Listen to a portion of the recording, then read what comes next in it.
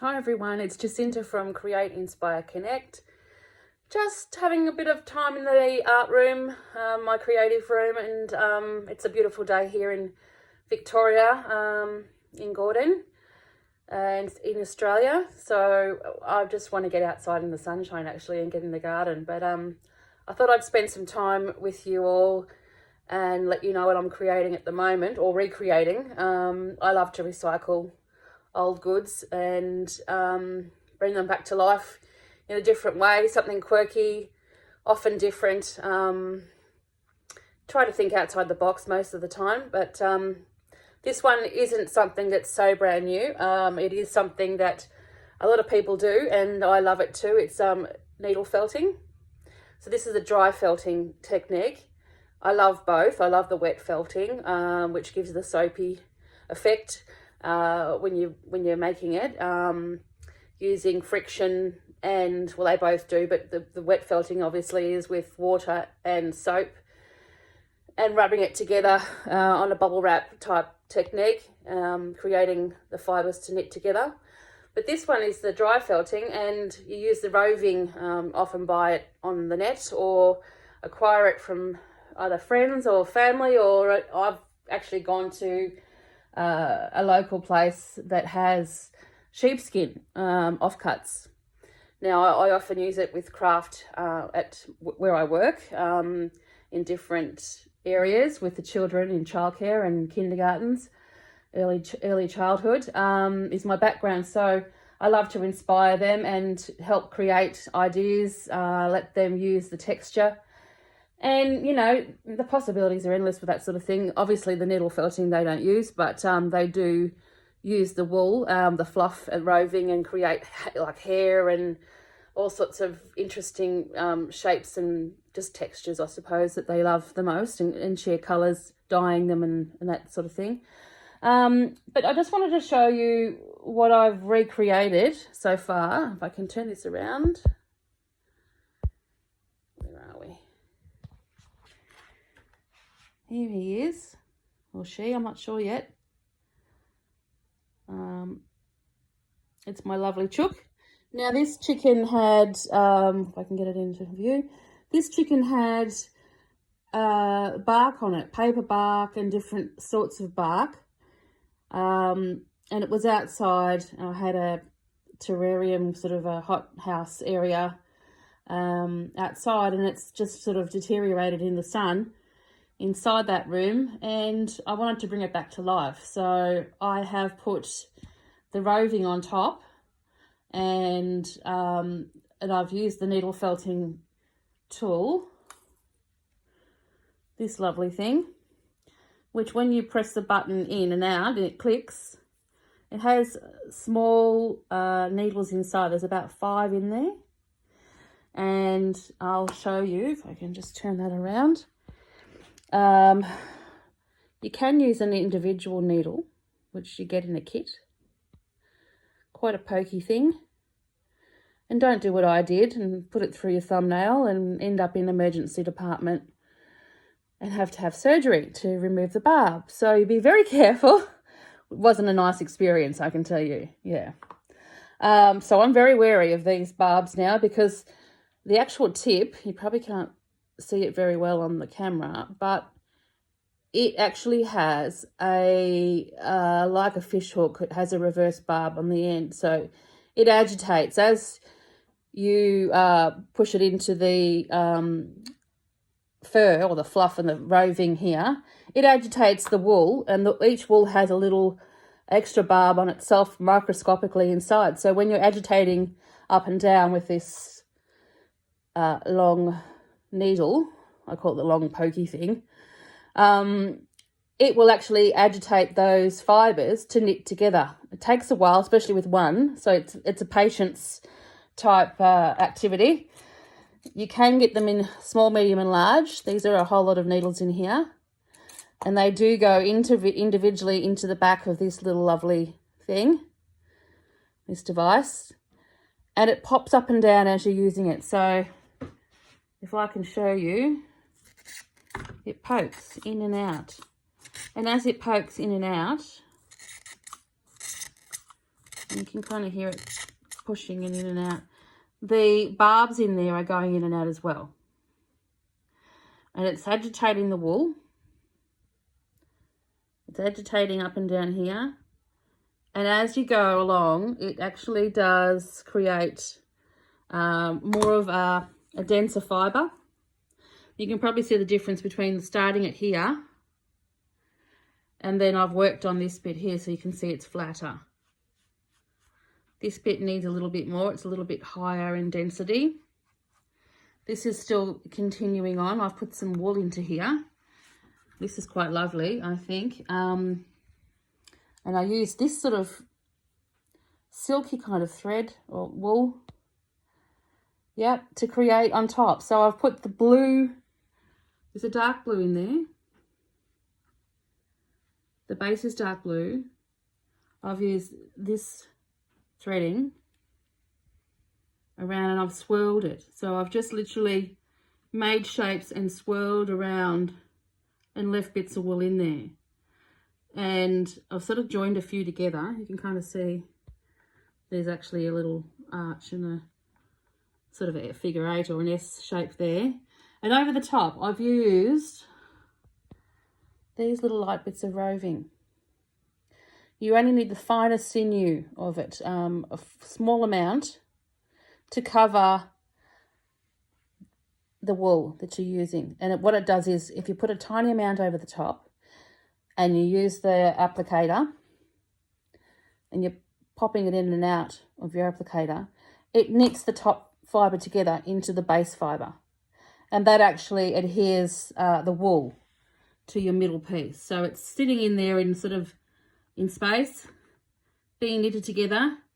So the top one's talking to the bottom one and it's drawing it in and it's agitating in and out and knitting together. So those fibres will become more dense and that pattern will become more clear as time goes on, and those fibres will knit together, if that makes sense. And I hope I've got you in the shot. You can kind of see very closely there. Yeah. That's probably better for you.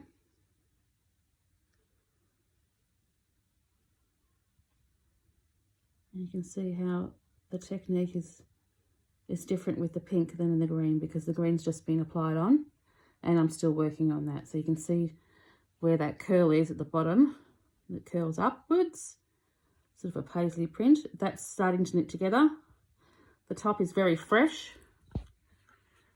And if I can get you into view, this is still fluffy. So this needs to be worked on. This is called pre-felting. And as you get into it and take more time, this is still called pre-felting, but it's a lot better than it was before. So it will become felt. This is starting to become felt. Now you can leave it fluffy if you like. As long as it's adhered to enough that it will stay, it's up to you how you would like to present your piece. Some people like it really fluffy and loose, and others like it tight and, you know, really intricate. So that's that. And I just wanted to show you throughout, like, ideas on types of textures you can use within your felting.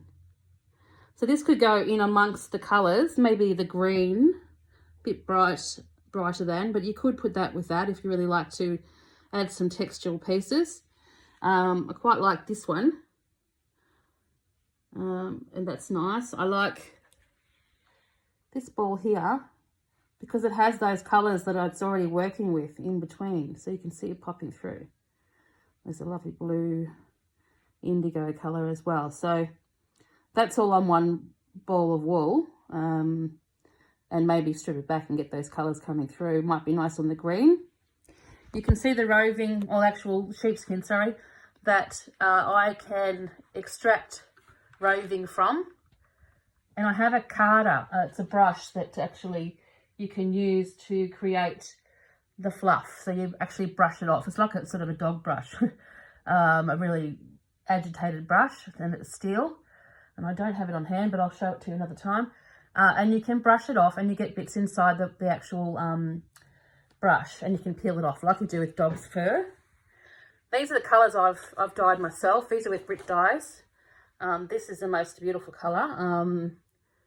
It's a red wine. I think it's a Bordeaux. It's a Ritz dye. And so are these, but I've actually graduated in the pot. So you can kind of see the difference going from blues to reds and the hues in between. Yeah, I hope you can get that. So that's, you know, and there's a bright red on the end. You can see there's a really bright red. Now you can brush that with the Carder. You can buy them online. They're easy on eBay and everything else. You can brush with the Carder and you can get the whole array of colour variation in one brush if you'd like the mixed colours. Or you can just identify one area and brush that particular area and have separate little bags. And as you can see, I sort of get these bags. I had originally a kit that I bought online to get started with felting. I keep these little bags and I use them up, and I also use this Ziploc bags that you just get generically in the supermarket. But these are good little starters, and if you're carding your own things, your own types of wool that you've scored from where else, you can put them in there and just have different little colours that you can pick upon. Put them in little drawers with names on them of colour, you know, shades and that sort of thing. It's quite handy. I have that over here amongst all my things. You can probably see the colours are listed. And if I can get over there, it will show basically what's in front is what you get. So there's different kinds of, you know, purples, variations, dark brown, yeah. So you get the gist, it goes along. And I've just, yeah, used the label maker and kind of gone ahead, light pinks. That sort of thing helps everyone to start off with, gives you some direction as well. So, you know, it just helps life when you're trying to find the right colour at the time to kind of get organised as best you can in the creative space you have.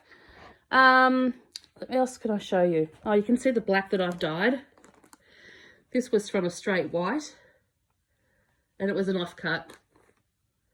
And I actually think the top is merino, and because it's a recycled, you know, it was given to me, this is an underlay. So it's synthetic at the bottom, but the top is merino wool and quite thick. So you can see that the fleecing's trying to join onto that. You can use that and brush that and use the carding comb on that and get your bits of black off that. And I have done. And you can see over here I've got quite an extensive lot of things I need to do there. Some have been carded and bagged up. Alpaca wool is great. I have 2 alpacas, so we're using leftovers there and making some incredible bits and pieces from that daggy type wool. But it's amazing for, you know, creating animals and all sorts of lovely things with a knotted effect. And it's not really majorly washed, it's just been lightly cleaned. You can see there. There's also this lovely picture I've done here. That was my first attempt at wet felting. I'm just getting slightly off topic, but still with felting. That's quite amazing. I put lavender inside of it. So there's actually lavender sticks embedded inside the wet felting, and just created some little butterflies out of paper. And that was based on inspiration from At the Backyard with the lavender bushes in flower. And you could see the lavender, you know, floating in the breeze, and the white little moths, the white moths, like what they actually call them. I call them butterflies because I love the butterfly look, but they were the little white moths that were just all over it. And they really, you know, they really flock to the scent and I think it's the bits of nectar and things they're getting out of it as well. So each summer I have an array of lavender, and these little white moths just go berserko, and it just, every time I see it, it brings me back, you know, to the first day I saw it. And it's a nice time of the year to celebrate with summer and everything else going on into flower, you know, feeling like everything's alive again after a big winter and a cold spell. We have a lot of cold weather here at Gordon.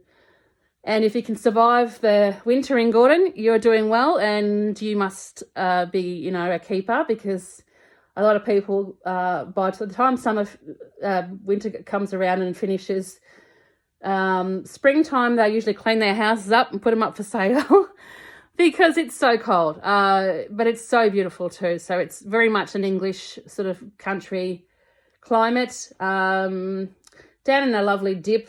It's very green. We have misty nights and days sometimes where it just doesn't even, the fog doesn't clear till at least 12, 1 maybe. We're up in the clouds. We're 700 metres above sea level, so in Australia. So that's, I think we're the highest in the area, and I think it goes towards Adelaide is the next one. So between here and Adelaide, we're the highest, I've been told. Just, check that one, and maybe I should be corrected, but that's what I've, been told. And I think that's probably true because, you know, that the altitude's quite high. We get the mist and the rain, a lot of fog, like I said, but then the plants thrive. It's very green, beautiful to look at. It's just freezing cold. Ballarat's quite cold too. We get snow in the winter quite often. So if you can, you know, handle that, which I love the cold, don't like hot climate. My body doesn't cope with that. It just melts down, goes into shock. So, yeah, give me the cold weather any day. I'll give you a tour of the art room at some stage soon. There's lots to recreate and fix up here. Sadly, I was just made redundant last month in November, so a bit of a shock to the system with the economy and whatnot. But I have managed to snag a beautiful job this month. So I've only taken a couple of weeks off and scored another job, and I'm so happy. Early childhood still background, but it'll be a very creative position, I think. So keen to help this new company. Won't go into details, but yeah, look, just happy to start a new fresh beginning, I think, this year. And sort of, you know, I mean, I've learnt so much in my past and I don't regret one bit of it. It's been a funny old road, but it's been a beautiful journey too. So made so many friends along the way, as you do, and I've learnt. So I think that's worth cherishing, and I appreciate the journey I've been on with the people that I was on with. And I actually still talk to a lot of those people. So being redundant, I've never had that actually. So this is a first, and it kind of felt strange. And I licked my wounds. I was quite hurt, but then you move on. So keen to start a new position, looking forward to 2024, and I hope you are too. I hope that things are looking up for you after a tough year. It's been one hell of a year for me and my family, but we've made it. We're still there. We're still going through. It's December. But, you know, I'm optimistic that the future holds great things for us all. We've got to get through this climate with, you know, change in weathers, and everything's very erratic. Prices are going up everywhere. I know we're all suffering, and Christmas is a tough one. But if we all care for each other, I think, show a lot of love and respect for mankind, it's a positive move in all directions, and don't forget that. Anyway, I hope that I've inspired you a little bit today. I've got plenty to share, but I'm doing it in bits and pieces so you can sort of absorb my brain, which goes in all directions and it's got a million things going at once. But yeah, I just hope that it helps you in some way. Please inbox, send messages. I'm happy to advise. Come on board. I have got a Facebook page under the same name, Create, Inspire, Connect. And we'd love to help you all out in the future. Okay, take care. Bye.